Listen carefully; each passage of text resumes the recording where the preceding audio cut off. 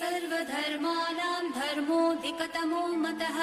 यद्भक्त्या पुण्डरीकाक्षं स्तवैरर्चयन्नरः सदा परमं यो महत्तेजः परमं यो महत्तपः परमं यो महद्ब्रह्म परमं यः परायणम् पवित्राणां पवित्रं यो मङ्गलानां च मङ्गलम् दैवतं देवतानां च भूतानां यो व्ययः पिता यतः सर्वाणि भूतानि भवन्त्यादियुगागमे यस्मिन् च प्रलयं यान्ति पुनरेव युगक्षये तस्य लोकप्रधानस्य जगन्नाथस्य भूपते विष्णोर्नाम सहस्रं मे शृणु पापभयापहम्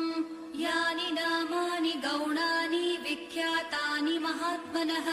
ऋषिभिः परिगीतानि तानि वक्ष्यामि भूपतये ऋषिर्नाम्नां